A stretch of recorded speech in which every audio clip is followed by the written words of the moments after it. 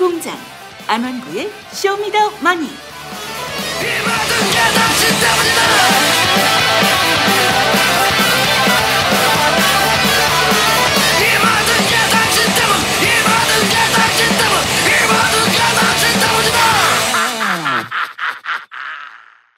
안녕하세요. 안원구의 뉴스 하천공장 5회 시작하겠습니다.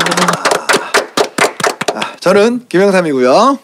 네, 저는 안원구 청장님의 오른팔, 네, 그리고 민 위원장님의 왼팔, 네, 개그맨 장웅이라고 합니다. 반갑습니다. 오래 짧게 할 줄 알았더니 원래 인기 없는 것들이 네. 소개가 길어요. 네, 그래서 짧게 했어요. 인기가 많아져가지고 형 때문에. 네. 네. 플란다스계 집행위원장을 맡고 있는 민경윤입니다. 네. 네. 우리 위원장님이라고 부르고 있습니다. 지금. 네. 예. 예, 저는 안원구입니다. 네. 역시 청장님, 개주님 이렇게 네. 저희가 부르고 있습니다. 우선 그 플란다스계 소식 한번 또 전해주시죠. 예, 지금 플란다스계는 남북 문제, 북미 회담, 지방선거 이런 것에 가려가지고 또 있죠. 중요한 게 트럼프의 트위스터. 그래서 지금 모든 부분들이 지금 많이 가려서 지금 진도는 조금 부진한 편이고요. 그래도 한 36억 좀 넘게 현재까지 모였습니다. 제가 솔직하게 좀 드리고 싶은 말씀이 있는데 저 몰라서 그러는 거예요. 보니까 제가 이제 그 안원구 청장님의 지금 이 팟캐스트를 하니까 제 친동생이 들었어요. 그리고 제가 이제 그 임플란트 거래하는 업체가 있는데 거기 그 영업사원도 들었나 봐요. 그리고 막 저한테 연락 온 거예요. 막 떨린다고 어떻게 제가 거래하는 원장님이 안원구 청장님이랑 막 그렇게 방송을 하냐고. 그러면서 제 동생도 이게 예전에 뭐 두 다스 뭐 이런 게 있었어요. 네. 한 다스가 15만 원씩 이렇게 했죠. 네. 그 제 동생도 두 다스를 넣었었고 그 영업사원도 좀 넣었었대요. 근데 이제 뭐 돌려받았나 봐요. 근데 이거를 다시 여기다 넣고 싶은데 왜 옛날 같이 절차가 쉽지 않고 좀 복잡하다 이렇게 얘기를 해요. 그 사실 이제 그 최초에 우리가 그 플란다스계 모금을 할 때 그때는 처음에 경험이 없어서 일단 돈을 돌려주는 것을 생각을 못 하고 그 당시에 그 물론 뭐 돌려줄 수 있는 계좌는 다 확보를 했지만 너무 그 정리가 안 된 상태에서 받았어요. 그러다 보니까 그러다가 중간에 이게 플란다스계가 그때 그 국대본의 이사들이 안 산다고 하는 바람에 결과적으로 돈을 돌려주게 됐잖아요. 돌려주면서 이게 상당히 아마 돌려주는 과정에서 지금도 아마 다 못 돌려받고 있을 거예요. 받은 사람도 있는 거죠. 받기는 이제 많이 받았는데 아직도 다 돌려주지 못했던 걸로 알고 있고요. 그런데 그게 기초 정보가 없는 거죠. 그거 제 개인 정보 보호 때문에 이번에는 그런 절차를 밟지 말자. 그 전철을 밟지 말고 제대로 된 그 돌려줄 수 있는 계좌와 특별 회원 번호까지 부여해서 그렇게 헷갈리지 않게 돌려줄 수 있도록. 그러니까 이거는 나중에 돌려주기를 쉽게 하기 위해서 그렇습니다. 이런 걸 하는 거구나. 쉽게 하기 위해서 처음에 조금 귀찮더라도 명확하게 하기 위한 절차를 해놨고요. 근데 그것도 좀 잘 모르시는 분들이 계시잖아요. 그래서 그거를 홈페이지에 들어가 보시면 어떻게 입금할 수 있는지에 대해서 그 동영상을 만들어 가지고 설명을 하고 있어요. 그래서 동영상을 보시면은 좀 이해가 되고 그걸 봐도 잘 모르겠다. 그러시면 제일 좋은 거는 713-1919 02-713-1919로 전화를 하시면 우리 직원들이 친절하게 아마 입금을 설명할 수 있습니다. 제가 간단하게 조금 더 설명드릴게요. 홈페이지에 들어가시면 특별 회원 그리고 가로치고 다스메입이라는 란이 있습니다. 거기 가시고요. 거기 가시면 가입 안내가 지금 청장님께서 말씀하신 것들이 쭉 있고 동영상도 있습니다. 그걸 보고 하시면 되는데요. 그거 안 보시더라도 그 다음에 넘어가면은요. 거기 휴대폰 번호 입력이라는 게 나옵니다. 거기에 본인의 휴대폰만 넣으면 그리고 동의 절차에 다 동의만 누르시면 그 본인의 휴대폰으로 특별 회원 번호가 옵니다. 그럼 그 특별 번호 회원을 은행 계좌에다가 자기 이름 쓰지 말고 입력해 주시고 송금해 주시면 절차가 마무리됩니다. 끝입니다. 간단합니다. 그런데 그렇긴 한데 이제 충동적으로 하기는 조금 쉽진 않네요. 그죠? 나중에 돌려받으실 것을 감안해서 조금만 5분만 신경 써주시면 될 것 같습니다. 이게 많이 복잡해진 건 아니고 그렇죠. 오히려 더 안전하게 하기 위해서 그런 것이다. 컴퓨터를 안 쓰시는 분들은 아무래도 좀 귀찮긴 하죠. 영호야 그거 별로 안 귀찮다는데 해라 2다스 더. 아이고 참 그 받고 사람이 그때 가진 용기가 있지. 제 동생 이름이 영오입니다. 영사 제가 03이고 중간에 영사예요. 영사는 앉았어 죽을까봐 그랬나봐. 그래서 영삼이고 제 동생이 영오예요. 그래서 형 2다스 했는데 돌려받았는데 이걸 못 내고 있어. 어떻게 복잡해? 이래. 쉽단다. 그거 어렵니? 내고 그 형한테 인증샷 보내. 이렇게 하도록 하겠습니다. 자 그리고 또 홈페이지 주소도 좀 알려주시죠 그러면. 홈페이지 주소는 plandass.kr. 검색 엔진에 그냥 플랜다스 치면 나오는 거죠? 플랜다스의 개 이렇게 치면 나옵니다. 검색 엔진에 이렇게 넣으면 파트라쇼 아니고 이게 뜹니다.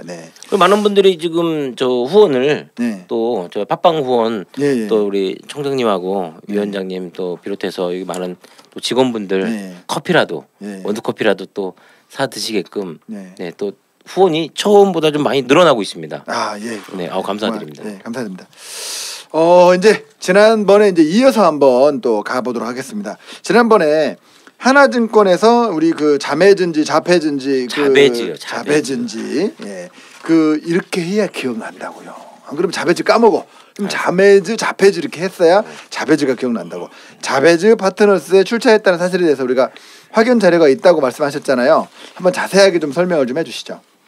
그 2009년 5월경에 그 첫 자베즈 파트너스라는 회사를 설립할 당시에 최초에는 하나증권에서 그 1억 1천만 원의 자금을 출자한 것으로 자료가 확인이 되고요. 이 정도는 뭐 귀염둥이 수준이죠. 그렇죠. 그런데 그 하나증권이 자베즈 파트너스의 출자금을 다시 회수했다고 이제 하나증권에서 입장을 밝혔고요. 그 이후에 당시 자본금 5천만 원은 박신철 씨의 돈이 아닌가 이렇게 지금 추론하고 있습니다. 그러면 이제 자베즈 파트너스가 약 3조 원의 이 대우건설을 인수하려고 이제 우선 협상 대상자로 선정되었다고 했는데 사실인가요? 그렇죠. 사실 이게 금방 들어보면 좀 이해가 잘 되지 않지 않습니까? 그렇죠. 5천만 원짜리 무려 3조. 무려 3조나 되는 그런 거를 어떻게 코끼리한테 결혼하자고 하는 거 아니에요 지금? 실제로 그런 일이 있었고요. 그 당시 그 금호그룹의 이제 대우건설이 넘어갔었지 않습니까? 그랬다가 이제 재매각 결정으로 해가지고 대우건설을 팔 때 그 우선 협상 대상자로 일단 자베즈로 선정은 됐는데 그 이행 보증금을 납부하지 못해가지고 아마 그것도 무산되는 걸로 그렇게 알려져 있습니다. 제가 이거 좀 부연 설명드리겠습니다. 이게 이제 금융의 절차인데 좀 이제 부연 설명드리면 앞으로 금융에 대해서 더 쉽게 이해하실 수 있을 것 같은데요. 지금 청장님께서 말씀하신 것 중에 이행 보증금을 못 내서 이 딜이 깨졌다. 이게 쉽게 이해하면 뭐냐면 집을 살려고 해서 보증금을 냈는데 계약금을 낸 거죠. 계약금을 냈는데 중도금하고 잔금을 못 치른 거예요. 그럼 계약금 날리잖아요. 그러니까 계약금 날리는 거죠. 근데 이 자베즈는 계약금도 못 낸 거예요. 아니 그럼 계약 3조짜리를 인수하네 어쩌네. 그러니까 이게 말도 안 된다는 거죠. 이 자체가. 이게 엉망진창인 거라는 게 이게 보여지는 거고요. 돈이 없긴 없었어요? 아니면은 원래는 생각이 있었는데 잘 안 된 건가요? 지금 자본금 5천만 원짜리 자베즈잖아요. 그럼 그 3조를 전부 다 남한테 빌려가지고 산다는 이야기가 되잖아요. 그러니까 이게 처음부터 특별한 그런 PEF가 사모펀드가 아니면 이게 있을 수 없는 일이죠. 그럼 먼저 우선 협상 대상자로 또 선정됐다는 것조차 또 이해가 잘 안 되지 않습니까? 그러니까 나쁜 음모를 꾸미긴 했는데 실행을 못한 건가요? 음모라기보다는 이거를 인수할 수 있도록 기회를 준 것이 문제죠. 이 자격도 안 되는데. 자격이 안 되는데 그렇죠. 첫째 자격도 안 되는 데다가 너 그럼 이걸 사봐 이렇게 기회를 준 거예요. 그런데 하보라고 하니까 돈을 못 낸 거죠. 그리고 저는 이해가 안 가는 것이 이게 지금 우선협상 대상자로 선정이 되려면은요. 이게 우선협상 대상자가 뭔지를 좀 먼저 설명을 드려야 되는데요. 우선협상 대상자라는 것은 공개 입찰 방식으로 M&A를 시도할 때 여러 사람이 입찰에 참여할 때 그 중에 제일 합당한 사람을 뽑아서 우선 협상 대상자로 이렇게 선정합니다. 사실 우선 협상 대상자가 된다는 것은 거의 90% 이상 이 사람이 그 대상 물건을 M&A 할 수 있는 권리를 주는 거예요. 그러면 그 사람이 안 됐을 경우를 대비해서 차기. 그렇죠. 그 뭐 차선 협상 대상자라고 표현하지 않고 예비 협상 대상자라고 해서 둘을 뽑습니다. 근데 우선 협상 대상자가 되기 위해서는요. 이 채권단 쪽에서 계좌를 봅니다. 이 돈이 실제 있는지 없는지. 그렇죠. 계좌를 당연히 보게 되지 않습니까? 어느 딜이든. 근데 지금 이 경우에는 이행보증금도 낼 돈이 없었다는 거 아니에요. 이게 일반적으로 상식적으로 납득이 안 되는 구조인 거죠. 그리고 더군다나 이해가 안 가는 거는 그 당시 이것을 대우건설 매각을 주도한 데는 금호아시아나그룹입니다. 근데 그때 당시 금호아시아나그룹이 산업은행하고 자율협약을 맺은 상태예요. 자율협약이라는 건 뭐냐면 기업이 부실화돼가지고 은행하고 협약을 맺어가지고 자율적 구조조정을 하겠다는 그런 거거든요. 그런데 그러면 산업은행이나 이런 채권단 쪽에서 더군다나 이 매각권과 관련해서 이 딜을 다 들여다봤을 거란 말입니다. 그런데도 불구하고 자베즈 파트너스를 우선협상 대상자로 선정한 건 도저히 납득이 안 되는 거죠. 다른 사례에 비해서. 그러니까 어쨌든 인수는 못했어도 이 자체가 이게 문제다. 그러니까 뒤에 큰 손이 있거나 이 충분히 이 사람들이 살 수 있다고 누가 보증을 설 정도가 아니라면 도저히 있을 수 없는 그런 우선 협상 대상자가 선정된 거죠. 자, 그럼 여기서 궁금한 게 자베즈 파트너스가 우선 협상 대상자가 됐단 말이에요. 그러면 얘네들이 우선 협상자가 되는 과정에 분명히 자본금 5천만 원짜리지만 뒤에서 우리에게 돈으로 힘을 실어줄 사람들이 돈을 많이 지금 모아서 우리에게 줄 것이다라는 확신이 있어서 그게 가능했던 건가요? 아니면 그냥 못 먹는 감 찔러나 본다고 해서 그런 게 가능했던 건가요? 그냥 못 먹는 감 찔러 보도록도 못하죠. 원래는. 그렇죠. 아까 말씀드렸듯이 이 산업은행이라는 곳이 금호아시아나랑 그 자율협약을 맺었다 그랬잖아요. 그런데 구조조정하고 뭐 이렇게 하겠다고 자율협약을 맺었다면 산업은행이 살 사람에 대한 검토를 충분히 다 하게 돼 있죠. 그렇죠. 그런데 검토를 위해서 해가지고 그냥 했다고 해라 그런 거군요 결론은. 그러니까 이제 검토도 안 해도 될 정도의 뭔가 있었다. 그렇지 않고는 이해할 수 없는 거죠. 누구누구 이름을 딱 대니까 어유 그러면 당연히 우선 협상자가 되셔야죠 했다라는 그렇게밖에 추측이 가능해지네요. 저는 솔직히 이제 금융적인 면에서는 장욱 씨보다 더 모릅니다. 우리 형님보다. 제가 진짜 여쭤보는 거예요. 왜냐하면 저같이 들으면서도 궁금해하는 사람들이 있을 수 있으니까 전국에 좀 모르는 분들을 대표해서 여쭤보는 겁니다. 또 흐름을 너무 끊는다 하지 마시고 듣는 사람 중에 지금 이해하시는 분처럼 똑똑한 분만 있는 건 아니니까. 대우건설이 그러면 그 3조 주고 인수할 정도 가치는 있는 건가요? 그 당시에? 예. 글쎄요. 그 당시에는 뭐 지금 여기서 그걸 뭐 평가 가치가 그만큼 나온다고. 청장님이 개인적인 의견. 그 당시에는 제가 몰랐는데 지금 그보다 훨씬 더 떨어졌을걸요. 더 떨어졌어요? 예. 근데 그 당시 상황은 제가 지금 알 수 있는 것이 아니고 그 당시에 이제 뭐 공사 현황이라든지 뭐 그 다 회사 그 상황이 달랐을 테니까 그것까지는 제가 지금 아직 어쨌든 메리트 있는 물건이긴 그 당시에는 땡기는 물건이긴 했던 건가요? 그러니까 이제 그 전부 다 살라고 눈독을 들였던 것 같죠. 근데 사실 금호아시아나도 대우건설을 인수해가지고 사실 다시 되팔았지 않습니까? 그러면서 기업의 부실이나 뭐 여러 가지 좀 뭐랄까 좀 많이 흔들리게 된 계기가 되지 않았나요? 예, 그렇게 지금 알려져 있죠. 네. 그때 당시에 금호아시아나그룹이 제가 정확히 기억은 안 나는데 이 대우건설을 인수하는 과정에서도 이게 옵션 조항이 좀 있었을 겁니다. 그리고 과도하게 차입을 했던 걸로 인해서 다시 되팔을 수밖에 없는 그런 상황이 된 거고.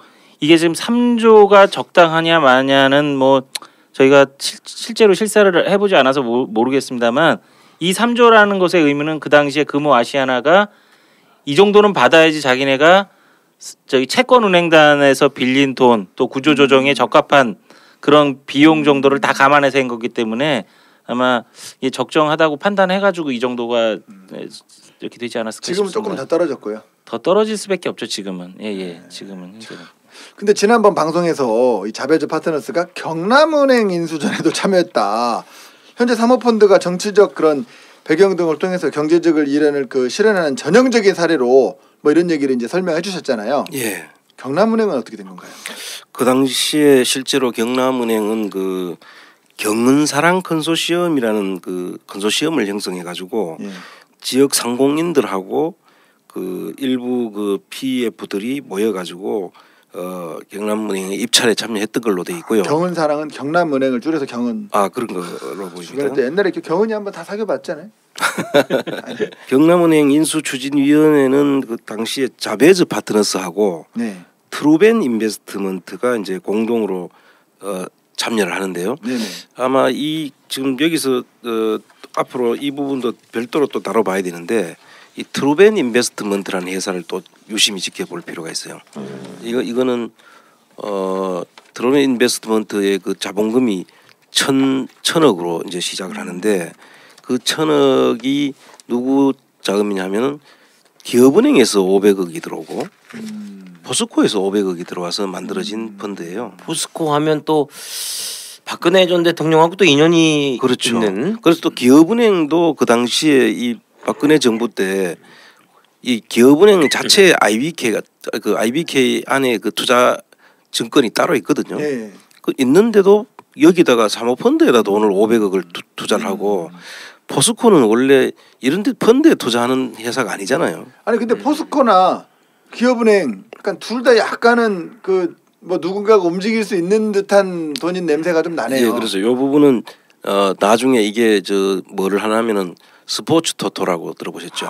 이 트루벤 인베스트먼트가 스포츠 토토를 또 지금 가지고 있습니다. 운영을 지금도요? 운영사로 지금 돼 있고요. 스포츠 토토로. 예, 이것도 지금 그때 뭐 스포츠 토토 안에 빙상단 만들어 가지고 최순실 하고 연결된 걸로 한참 시끄러웠죠. 이 부분도 별도로 앞으로 한번 다룰 가지고요. 지금 그러고 이 자베즈 파트너스는 왜 여기에 끼었었나 하면 이 자베즈 파트너스가 몇 개의 그 실적이 있기 때문에 아마 은행을 인수하기 위해서 필요한 요건을 맞추기 위해서 자베즈 파트너스를 끼운 걸로 이렇게 보입니다. 근데 여기 그때 이제 이 두 개 펀드하고 지역 상공인들 모임을 만들어 가지고 경남에서도 경상남도에서 5억인 강력이 직접 투자를 하죠. 그리고 홍준표 당시 경남지사가 이거를 그 펀드 라이징을 하기 위해서 사람들한테 뭐 홍보도 하고 했다는. 자베즈를요? 여기 이제 컨소시엄 만드는데 참여해달라고 했다는 이야기를 하는 거죠. 그리고 결국 이것도 실패는 했습니다만은 이게 경남지사가 나서 가지고 자베즈하고 그 트루벤 인베스트먼트 이 두 개는 상당히 그 뒤에 배경이 똑같은 사람으로 보이거든요. 제가 볼 때는. 그래서 그 사람들하고 같이 하면서 그 여기를 홍보했다는 것 자체가 관심을 끌만한 사항이다 그렇게 보여집니다. 근데 그 자베즈 파트너스가 그 박근혜 전 대통령의 친인척으로 정치적 영향력이 있었다고 그 전전 시간인가 말씀을 해주신 걸로 기억을 하고 있는데 맞죠? 예.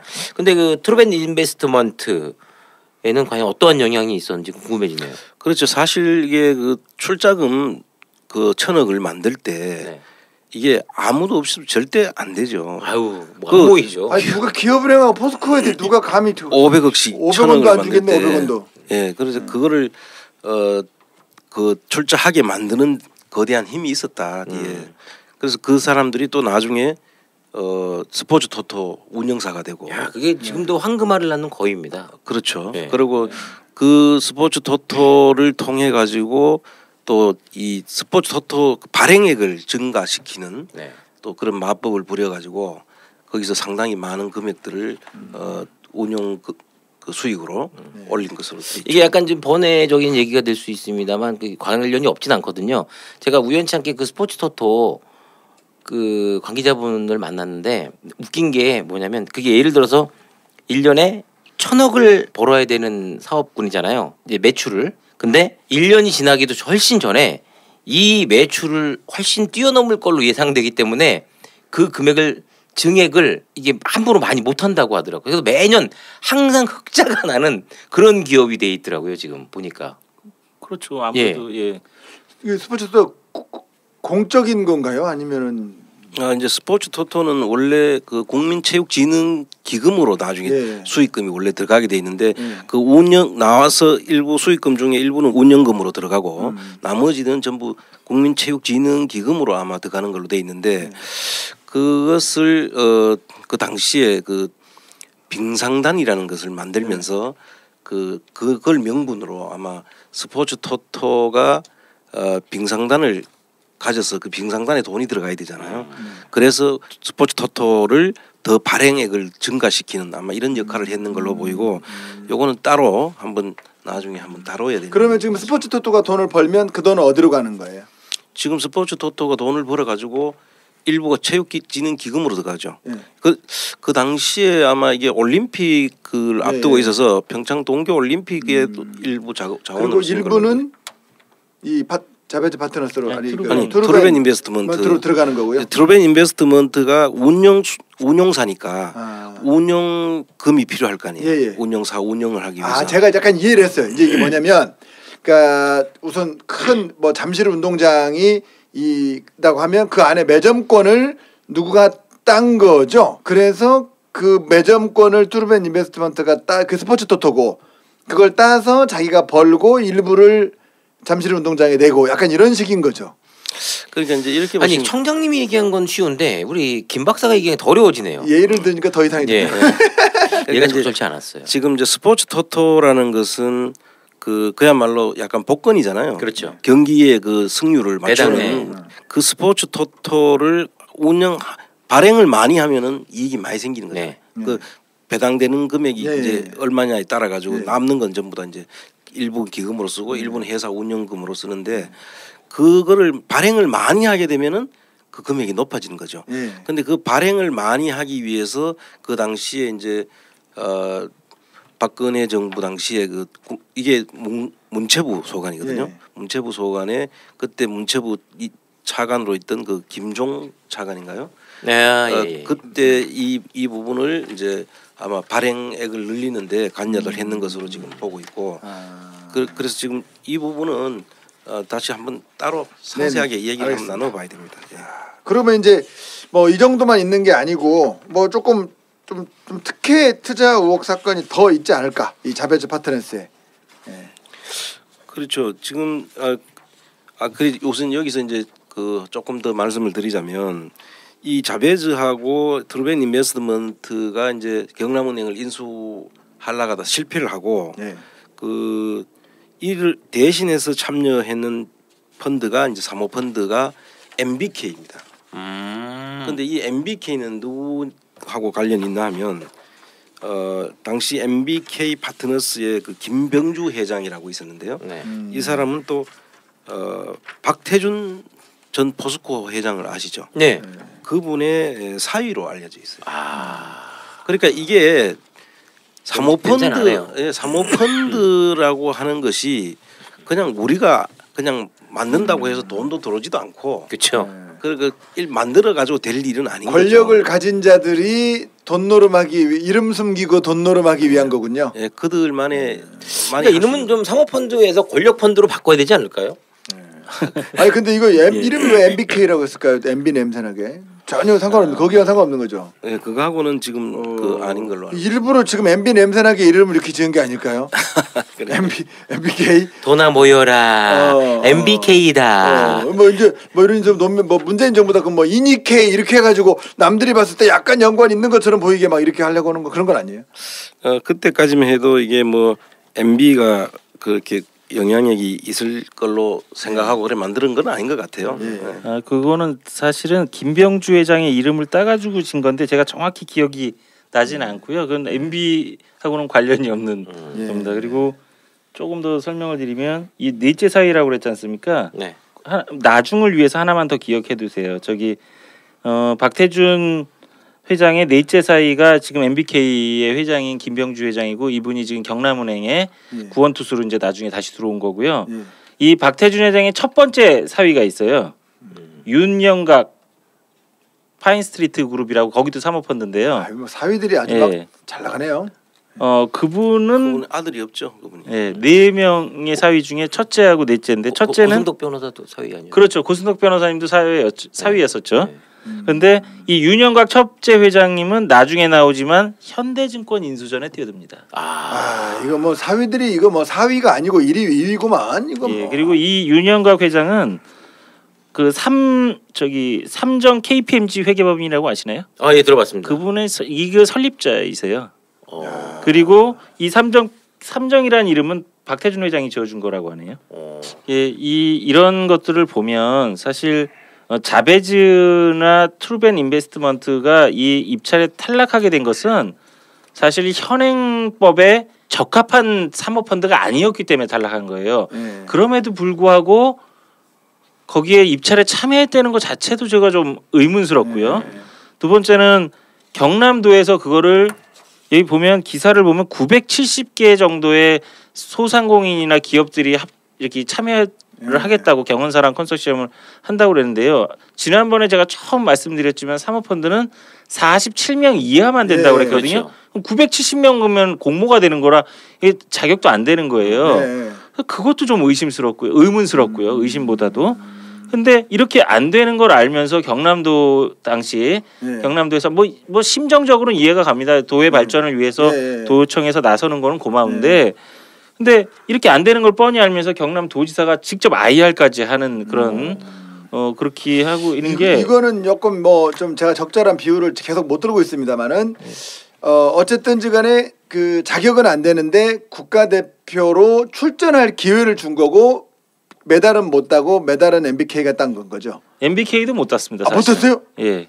MBK도 결국은 못 따고 이제 부산 은행 쪽에서 가져가는 그런 결과가 됐는데요. 그 홍 대표님께서 그쵸 경남 지역을 굉장히 사랑하시나 봐요. 배양심이 고향이 그쪽이신 홍준표 대표 맞는 저는 그쪽이죠. 저는 우리 창녕 쪽인 걸로 알고 있는데 우리 친척 누나가 이름이 경남인데. 그래서 그런지 시집을 경남으로 갔어요.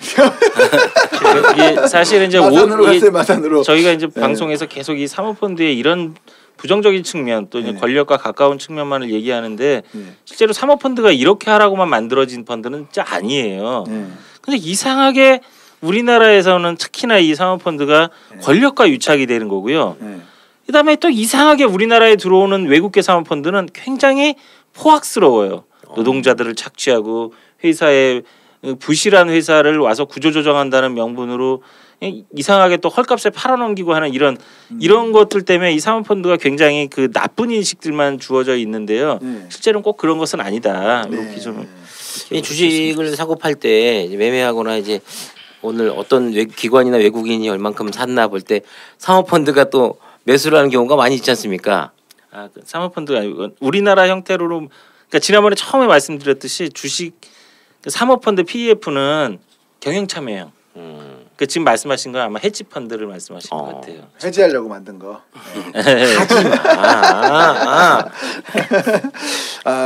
어쨌든지간에 이제 그래도 좀 성공한 것들 좀 대표적인 특혜 투자 의혹들에도 한번 또 얘기를 좀 해주시죠.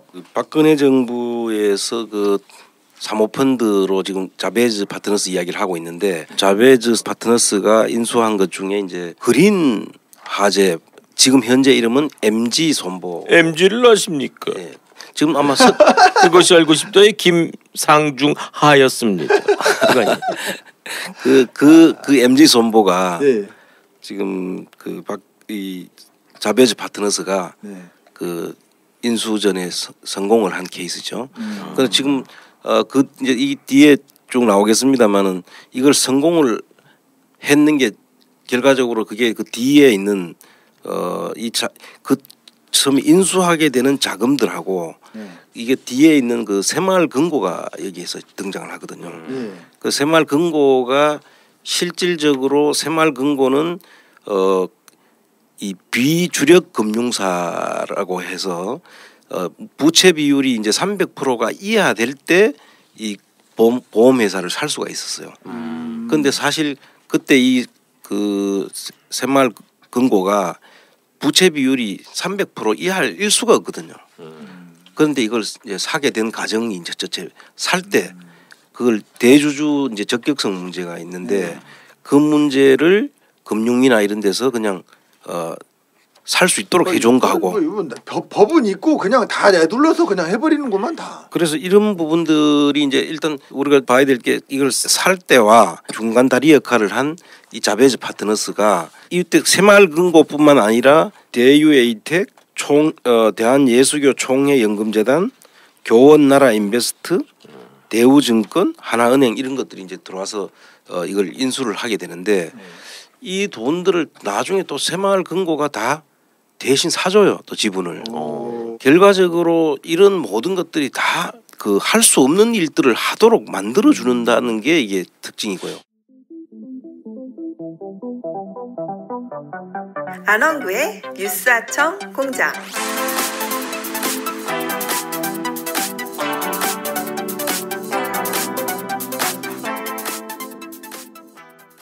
그러면 결국은 자베즈 파트너스는 무슨 이득을 얻었고 MG 손해보험은요? 자베즈 파트너스가 결국 인수를 한 주체잖아요. 예. 그런데 그 돈의 원천은 새마을금고가 돼 있는 거죠. 전번에 이야기했듯이 GP 그러니까 운영사 형태를 취하고 있는 것은 지금 자베즈고 자베즈 파트너스고 돈을 대줘가 실제 그 자금원이 돼 있는 것은 새마을금고가 그러니까 제가 돼 있는. 지금 좀 집이 하나 좀 좋은 게 나와가지고 그걸 좀 사고 싶은데 내가 지금 돈은 없으니까 여기 웅이 형님한테 돈을 빌려가지고 내 이름으로 산 거라 지금은 내 집인데 그냥 웅이 하우스 이렇게 해놓은 거죠. 그렇죠.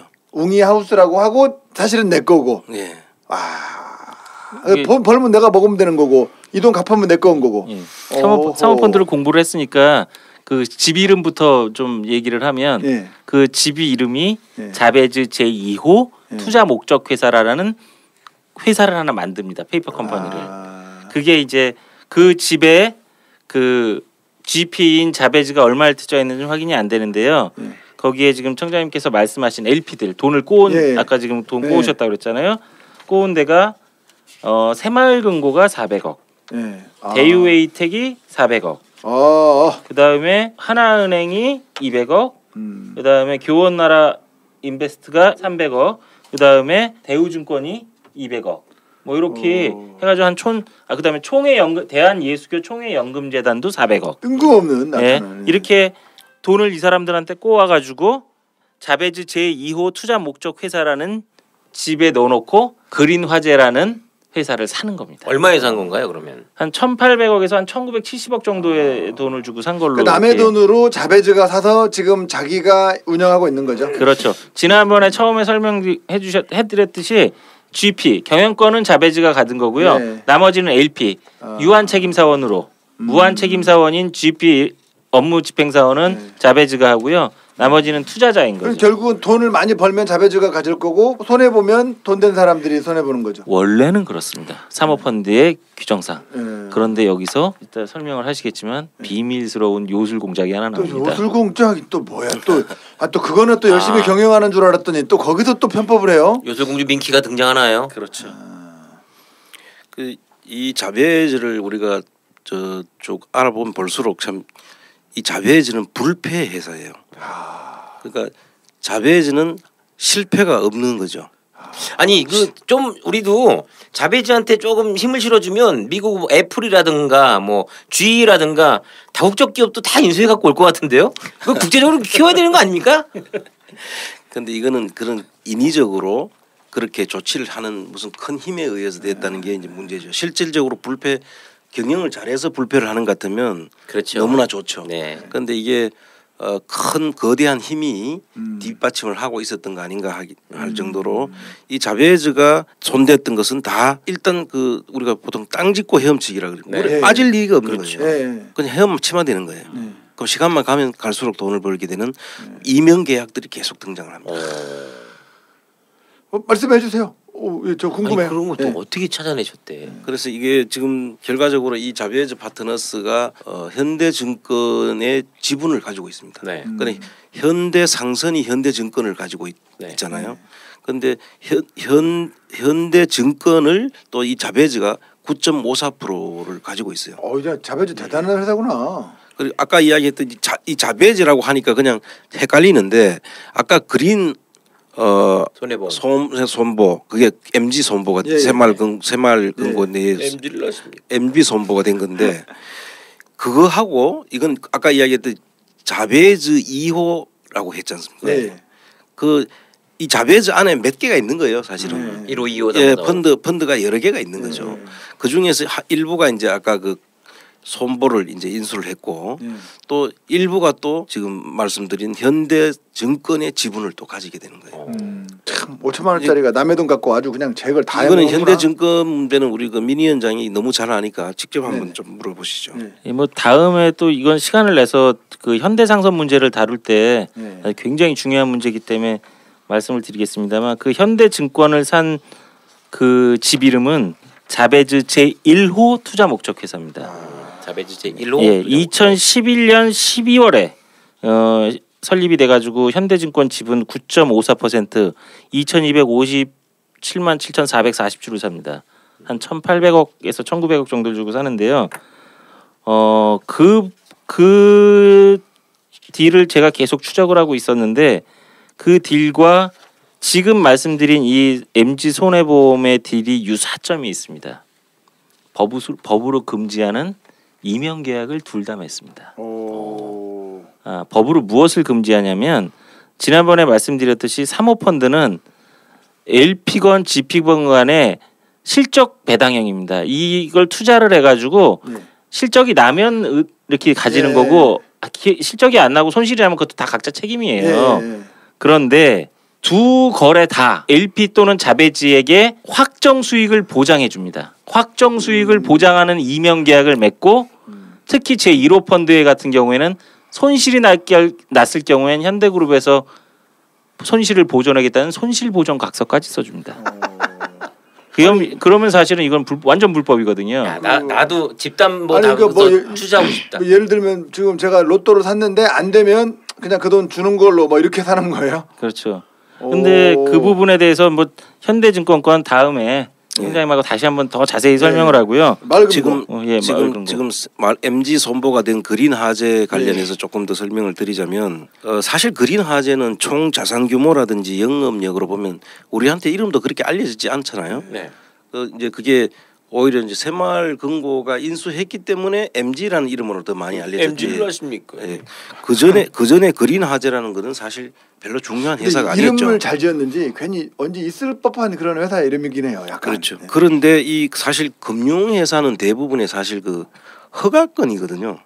근데 허가건 때문에 보통 이제 사고 파는 그런 실익이 있다고 하는데 이걸 허가 받는 자체가 이제 그 메리트가 있는 거니까요.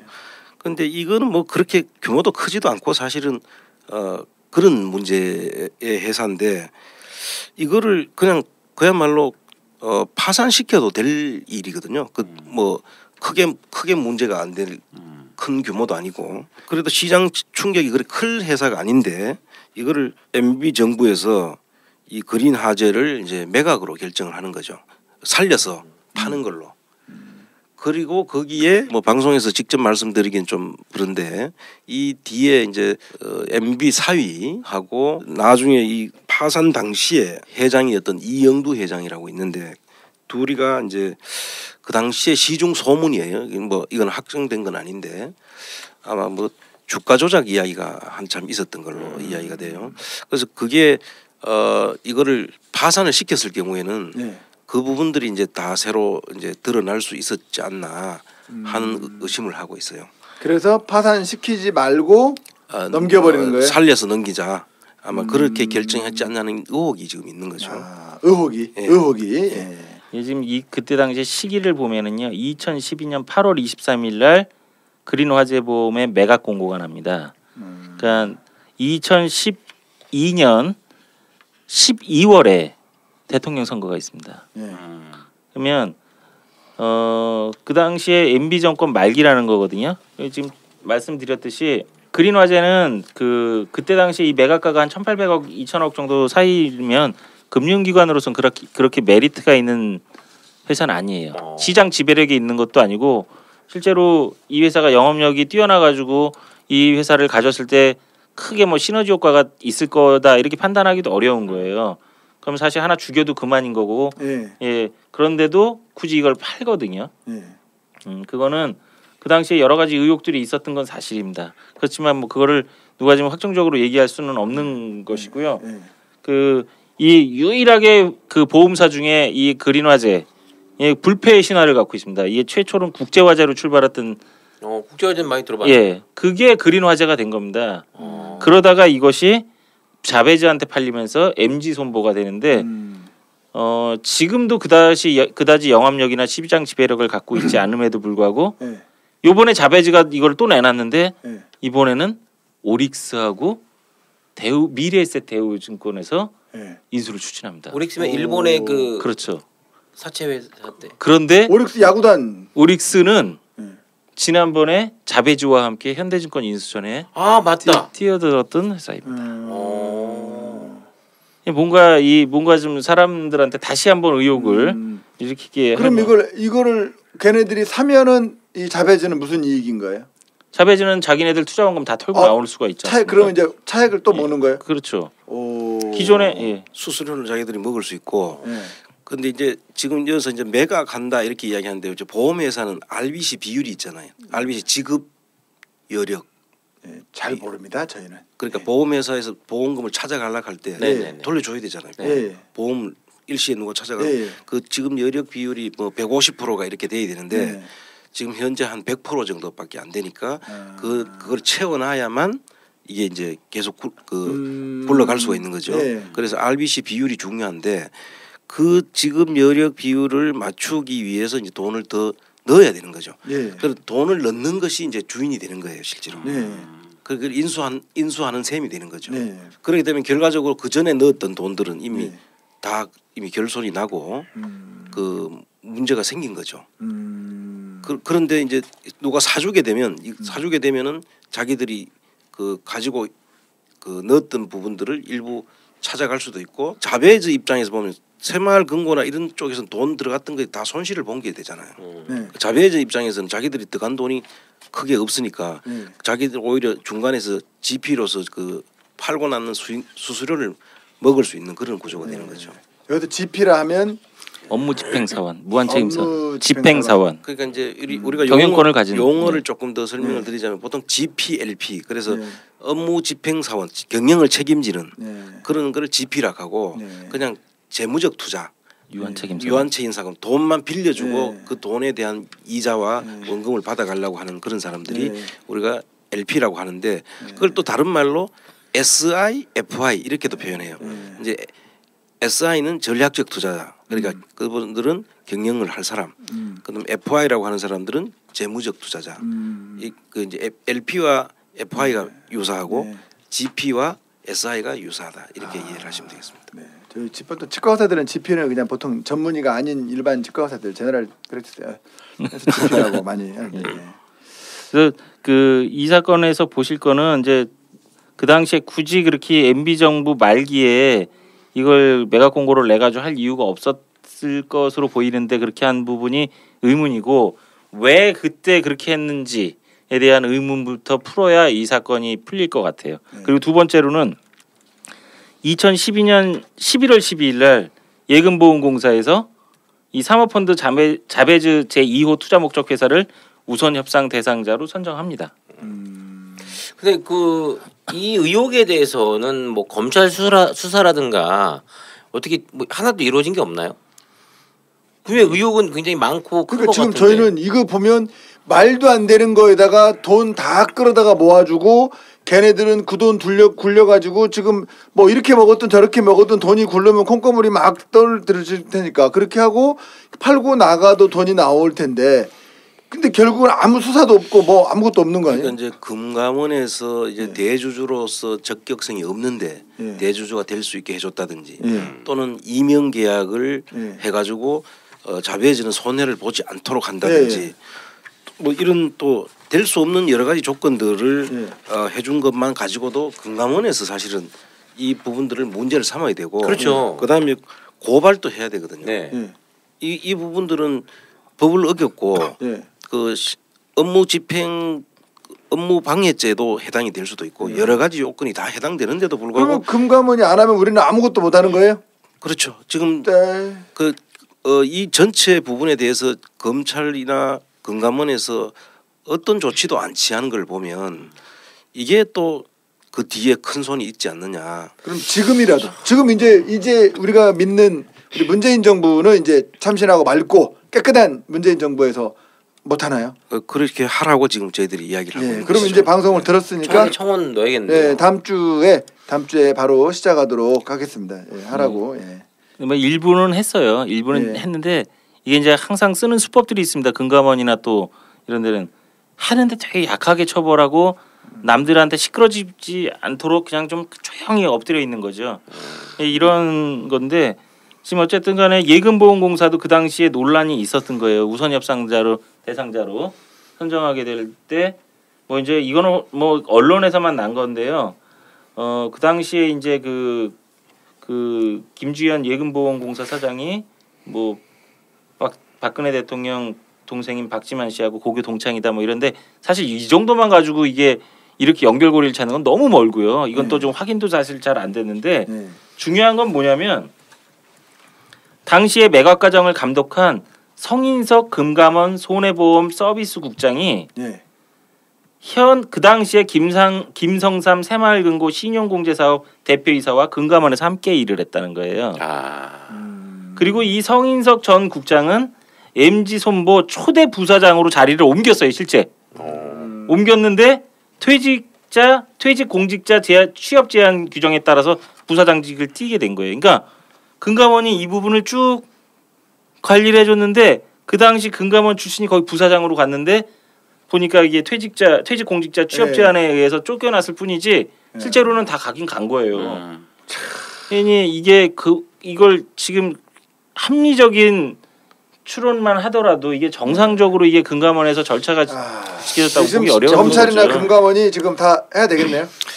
이제 요게 우리가 이제 좀 하나 더 추가로 말씀드리자면 새마을금고는 지금 어떻게 새마을금고 금융기관이세요? 아니면 새마을금고가 사실은 왜 있는지 잘 모르겠어요. 아니 금융기관이니까 은행에서 보낼 때 그 은행 코드가 나오는 거 아닙니까? 그렇죠. 그리고 우리가 실제로 뭐 똑같잖아요. 저는 새마을금고 딱 한 번 써본 것 같습니다. 전북대학교 안에 새마을금고가 있어요. 은행이랑 똑같이. 그리고는 밖에서는 본 적이 없어요. 그래서 사실 이제 새마을금고도 금융기관하고 다를 게 하나도 없죠. 그러니까 똑같습니다. 같은데 이 새마을금고는 금융감독원의 감독을 받지 않아요. 그래요? 그럼 어디 감독을 받느냐? 감독 기관은 행안부예요. 행정안전부. 왜요? 아마 처음 들으실 거예요. 아마. 그래서 이게 지금 이 부분에 대해서 이제 새마을금고도 금융감독원의 감독을 받아야 된다라고 지금 법을 개정을 하려고 하는 걸로 알고 있는데 이게 이제 새마을금고가 조합이거든요. 그 조합이다 보니까 고유의 금융기관 적용을 안 받고 행정안전부의 적을 받다 보니까 사실 여기에 약간 사각지대에 있는 거예요. 원래 돈도 저금도 하고 대출도 해주고 그러지 않나요? 새마을금고? 그렇죠. 다 하죠. 금융기관 역할은 다 하는데 지금 현재 금융감독원의 감독하에 있지 않다. 행정안전부의 지도만 받고 있습니다. 이게 지금 새마을금고는 행안부 소속이고요. 그 농협중앙회는 총장님 농협중앙회는 농림부 소속인데 거기는 금융감독원의 적용을 받죠. 금융지주회사가 있어서 좀 뭔가 앞뒤가 안 맞네요, 다들. 그래서 이제 사실은 우리는 그냥 그게 금융기관이라는 그냥 돈을 빌리기도 하고 예금도 하고 하니까 그냥 그렇게 알고 있는데 그 감독 기관을 따지면은 엄연하게 다르게. 저는 솔직히 왜 그런지는 모르겠지만 최근 들어서 새마을금고 광고가 많아요. 옛날에는 새마을금고 광고를 한 번도 본 적이 없거든요. 근데 최근에 보면 새마을금고 광고가 좀씩 나와요. 그 이제 새마을금고가 전국에 한 3,000개 정도 되는 걸로 알고 있어요. 그거 이제 그거를 새마을금고에 모여가지고 새마을금고 중앙회가 있죠. 농협도 농협 중앙회가 있잖아요. 그래서 이제 거기에서 농협 은행이 정해져 있고, 근데 여기는 아직 그 새마을금고로 있고 은행으로 가지 않았기 때문에 그런지 행정안전부에서 지금 관리하고 있는데 이 부분에 대해서 지금 행자부와 금감원이 아마 이 부분을 정리를 해야 된다. 그래서 아마 법을 아마 제출해 놓은 걸로 알고 있겠는데요.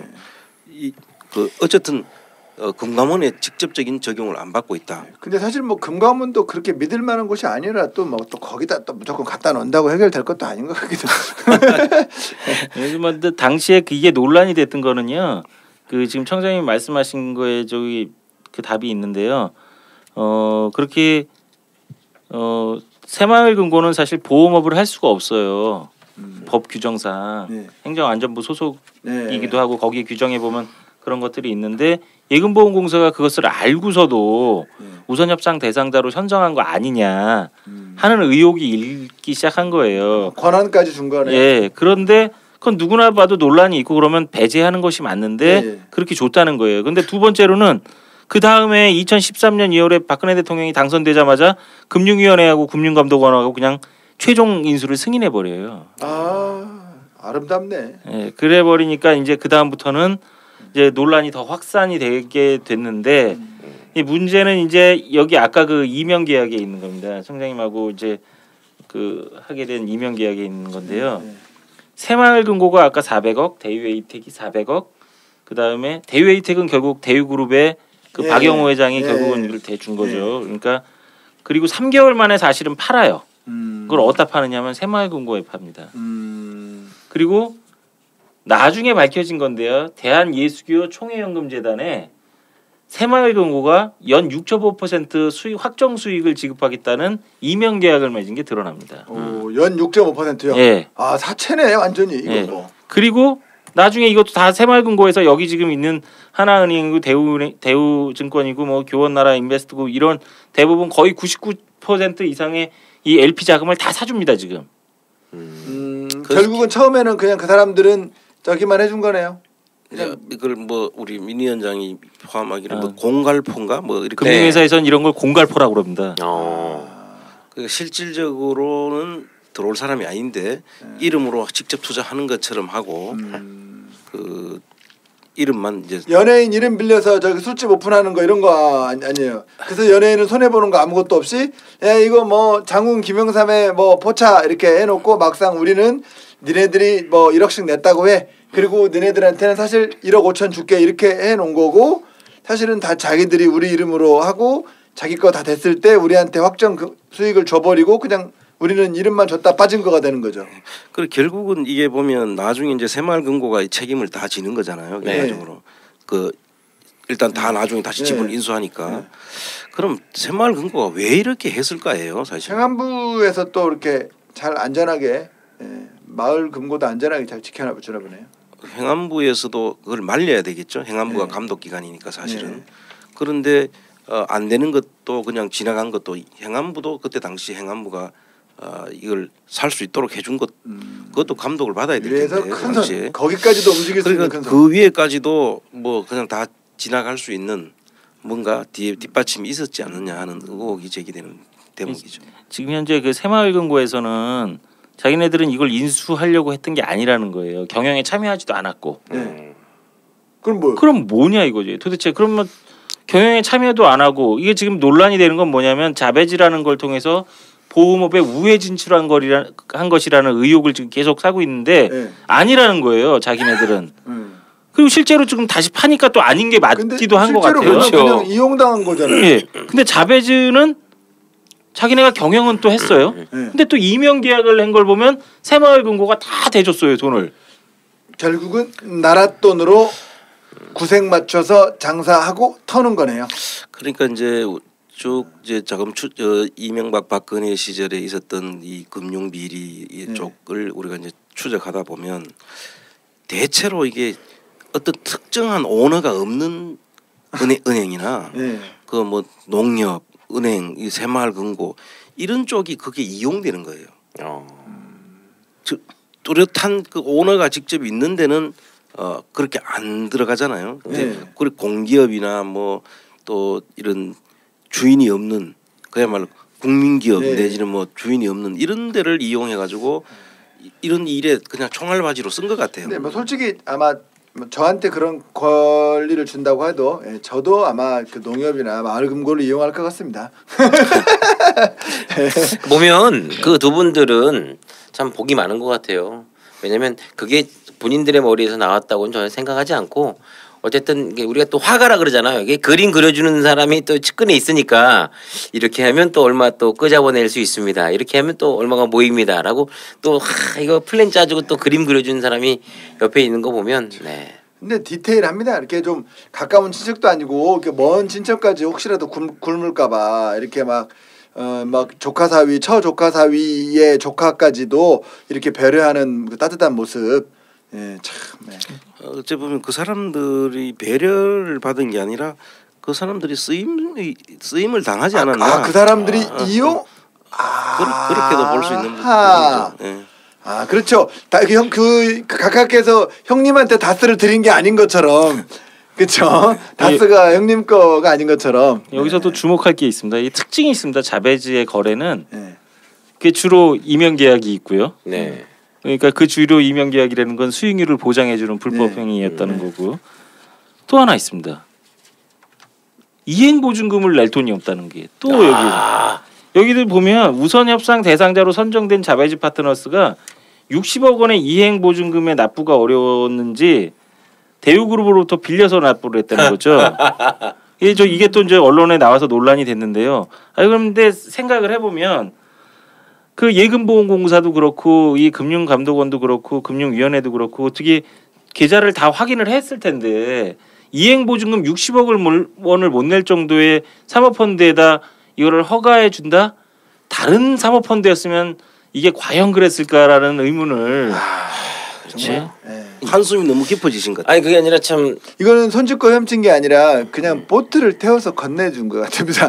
물도 안 단 것 같아요. 내 주변에 누가 이제 공권력이 딱 생기면 어떻게든 줄을 대려고 하는 이유를 이제 좀 더 명확하게 알 것 같기도 하고 이 얘기를 듣고 나니까 앞으로는 안 그러겠지만 지금까지는 참 그 몇몇 소수의 그 인간들에 의해서 이렇게 이런 것들이 자행되고 있다는 걸 우리가 몰랐던 것도 참 한스럽고 그리고 참 그거를 알아도 우리가 더 크게 목소리를 높여서 이걸 막거나 제도적이 잘못된 거 분명히 나와 있지 않습니까?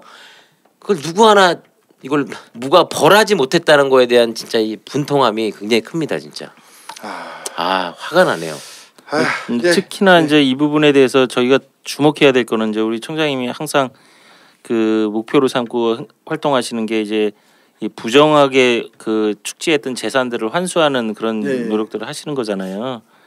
지금 계속 말씀하시지만 새마을금고돈이라는 게 정말 이 동네 어린애들 코 묻은 돈서부터 해가지고 거기 열심히 산 노동자들의 돈이나 이런 걸 모아가지고 그걸 한 군데 모은 새마을금고 전체 중앙회 연합회가 이런 일을 한 건데 사실 이런 일들은 정말 바로 잡아야 되는 거거든요. 왜냐하면 그 돈의 주체가 결국은 이 여기서 열심히 벌어서 돈을 굴리면 결국 그 새마을금고를 믿고 맡긴 많은 노동자들 우리 국민들이 혜택을 봐야 되는 거잖아요.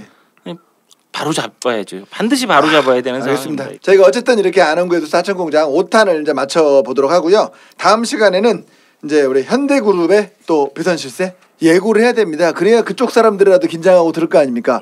하트는 안 누르더라도 듣긴 할 거니까. 그러니까 다음 시간에는 현대그룹 비선실세들에 대한 이야기를 해보도록 하겠습니다. 이상으로 안원구에도 사천공장 5탄을 마치겠습니다. 수고하셨습니다.